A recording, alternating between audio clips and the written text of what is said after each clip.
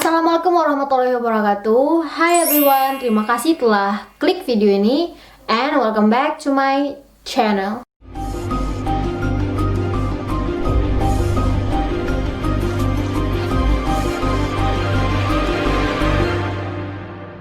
Orang bunian itu sendiri adalah makhluk halus atau makhluk kasat mata, guys. Menurut mitos yang beredar di masyarakat, katanya orang bunian ini mempunyai bentuk seperti manusia pada umumnya, guys. Namun mereka tinggal di pedalaman-pedalaman hutan, di gunung-gunung, serta rumah-rumah yang kosong yang telah lama ditinggal oleh pemiliknya, guys. Jadi, orang bunian itu sejenis makhluk halus ya guys ya, kayak seperti hantu gitulah guys. Kalau masyarakat Sumatera Barat atau Minangkabau, biasanya mereka itu percaya kalau orang bunian tersebut tinggal di hutan belantara, pegunungan-pegunungan serta bukit-bukit yang ada di daerah tersebut, guys. Namun keberadaan orang bunian ini masih menjadi misteri di kalangan masyarakat banyak, guys. Ada juga sebagian masyarakat yang sangat mempercayai adanya orang bunian ini, dan ada juga sebagian masyarakat yang tidak mempercayai adanya keberadaan orang bunian ini, guys. Cerita kali ini tuh sangat menarik bagi aku, guys. Nah, kali ini kita akan membahas tentang asal-usul orang bunian ini dan teror menyeramkan yang katanya dilakukan oleh orang bunian ini, guys. Pada topik kali ini tuh kita akan membahas dua kasus nih, guys. Yang pertama yaitu tentang kasus orang hilang di Kelok 9 di Payakumbuh, Sumatera Barat yang katanya rohnya dibawa oleh orang bunian. Yang kedua yaitu tentang Bapak Gamawan Fauzi yang pernah dibawa oleh orang bunian waktu melakukan tepak tilas di Kabupaten Solo, guys. Dua kejadian ini tuh sangat mengemparkan daerah Sumatera Barat waktu itu, guys. Berita tentang kehilangan ini di mana-mana. Pokoknya heboh lah, guys, pemberitaan tentang orang hilang yang dibawa oleh orang bunian ini, guys. Sedikit cerita tentang ide video kali ini, guys. Jadi waktu aku lagi mikir-mikir topik apa lagi ya yang bagus buat video besok. Nah, aku inget tuh mak aku pernah ngomong Bapak Gamawan Fauzi pernah dilariin sama orang bunian. Nah, dari situlah aku mulai mencari informasi tentang kebenaran cerita ini. Jadilah video ini, guys. Aku menemukan beberapa informasi yang teror orang bunian itu sangat-sangat nyata, guys. Sebelum kita masuk ke ceritanya, kalian harus like, comment, subscribe, dan jangan lupa untuk aktifin notifikasinya supaya kalian tahu kalau aku upload video baru, guys. Langsung saja kita mulai ceritanya. Let's go, guys. Dan ada juga yang mengatakan sebenarnya orang bunian itu adalah dewa yang ditugaskan untuk menjaga hutan, guys. Dan ada juga yang mengatakan kalau sebenarnya orang bunian itu adalah jin sebagai penunggu hutan atau pohon-pohon besar di hutan, guys. Namun tidak semua orang bisa bertemu dengan orang bunian ini, guys, karena dimensi kita dengan dimensi orang bunian tersebut berbeda, guys. Tempat tinggal orang bunian ini biasanya seperti hutan, gunung-gunung, bukit, tepian sungai, dan tempat-tempat yang terpencil, guys, supaya mereka itu tidak mendapatkan gangguan dari manusia. Menurut mitos yang beredar, orang bunian ini berasal dari orang yang meninggal yang dikategorikan dalam usia muda, guys.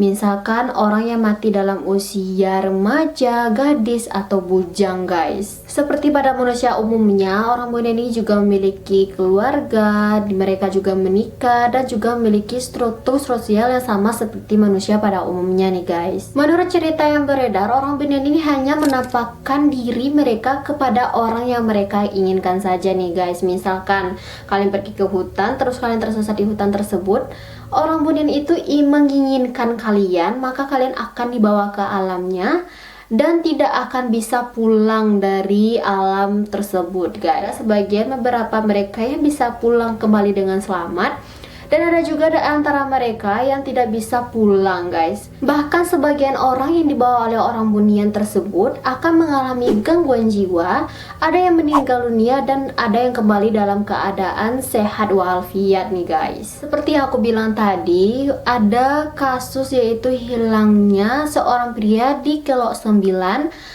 Payakumbuh, Sumatera Barat, guys. Kejadian ini terjadi pada tahun 2009 silam, guys. Ini terjadi pada seorang pria yang bernama Amre Santoso yang berusia 37 tahun yang merupakan warga Rengat Provinsi Riau guys. Jadi si Amre ini dikabarkan hilang guys di kawasan Kelok 9 di Kecamatan Harau di Kabupaten 50 Kota pada tanggal 25 Maret hari Senin tepat pukul 1.00 guys. Sebelumnya si Amre ini menggunakan mobil Strada warna hitam dengan 6 rekan lainnya guys.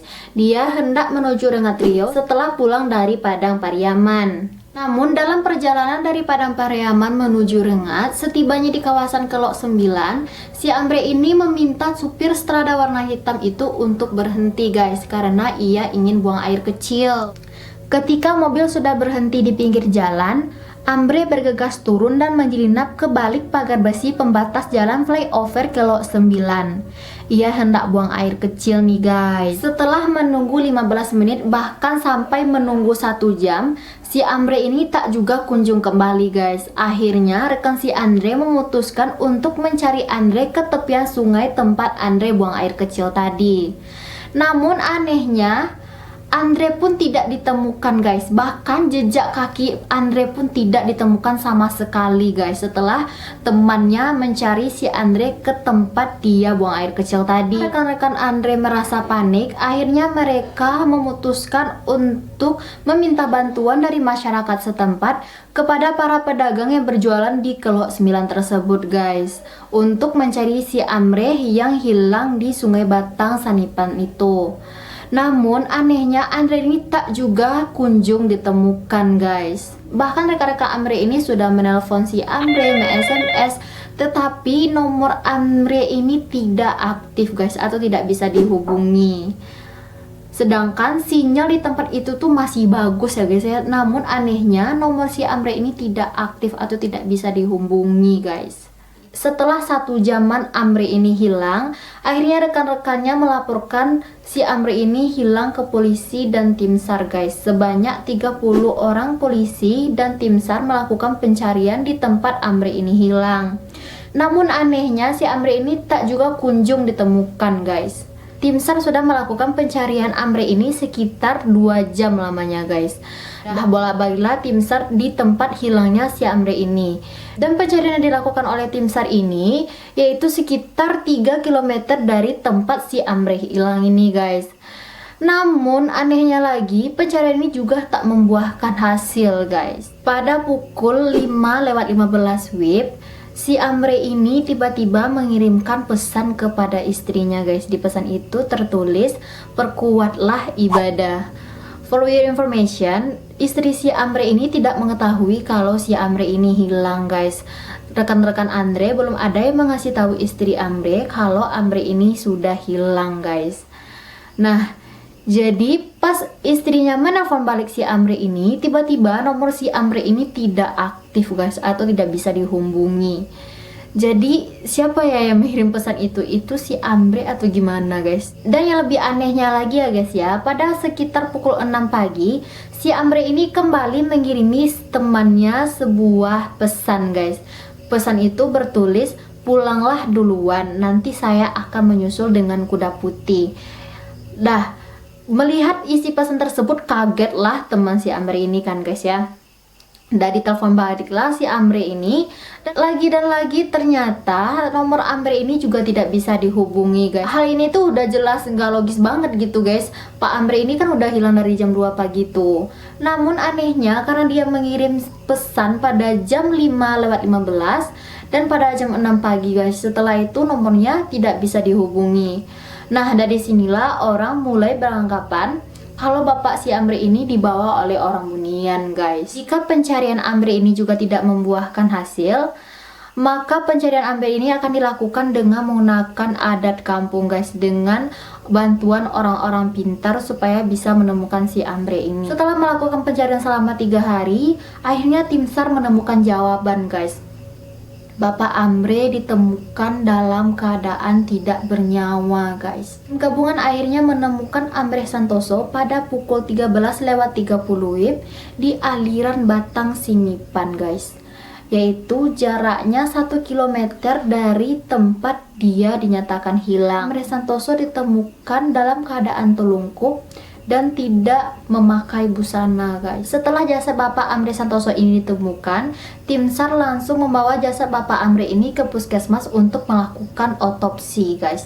Setelah melakukan otopsi dan visum, ternyata pada jasad Bapak Amri ini tidak ditemukan tanda-tanda kekerasan atau pembunuhan guys. Jadi makin aneh kan, setelah divisum tidak ada kekerasan atau tanda-tanda pembunuhan yang dilakukan pada jasad Bapak Amri ini. Dan dari sinilah masyarakat mulai gempar guys dengan keberadaan orang Bunian. Masyarakat beranggapan kalau Bapak Amri ini memang dibawa oleh orang Bunian guys. Informasi cerita mulut ke mulut, ternyata tempat hilang Bapak Amri itu emang angker dari dulu guys. Banyak kejadian-kejadian hal-hal yang mistis yang terjadi di tempat itu. Mengingat Bapak si Amri ini kalau dia hanyut ya guys ya, Sungai Sanipan itu tidak memungkinkan untuk hanyut guys. Nah, kalian bisa lihat fotonya.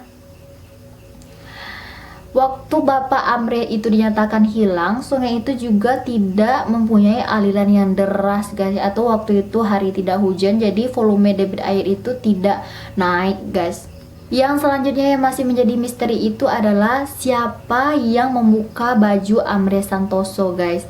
Apakah mungkin Amri Santoso ini membuka bajunya sendiri lalu dia meninggal? Atau bagaimana guys? Nah, kejadian-kejadian ini nih masih menjadi misteri guys sampai sekarang. Belum ada ilmu secara logis yang bisa menunjukkan kenapa Bapak Amri ini bisa ditemukan dalam keadaan tidak bernyawa dan ditemukan dalam keadaan tidak memakai busana guys. Dari yang aku bilang tadi ya guys ya, jasad Bapak Amri ini sudah dilakukan autopsi tetapi tidak ada tanda-tanda kekerasan atau pembunuhan yang dilakukan oleh seseorang kepada Bapak Amri ini. Dan anehnya lagi, Bapak Amri ini ditemukan telungkup di aliran Sungai Batang Sinipan dalam keadaan tidak berbusana guys. Menurut kalian, apakah benar Bapak si Amri ini dilahirkan oleh orang Bunian? Kalian bisa jelasin nggak alasan logis kenapa Bapak Amri meninggal di aliran sungai tersebut guys? Dan hal-hal yang menjadi misteri itu, siapakah yang membuka baju Bapak Amri ini? Apakah yang membunuh si Amri Santoso ini guys? Apakah benar ini dilakukan oleh orang Bunian? Kalian bisa komen di bawah ya. Oke, setelah cerita panjang lebar, itulah teror nyata yang dilakukan oleh orang Bunian guys. Nah, untuk kasus yang kedua, kalau kalian pengen aku cerita misteri orang Bunian part 2, kalian silahkan komen di bawah ya. Sekian video kali ini, and see you my next video. Bye guys.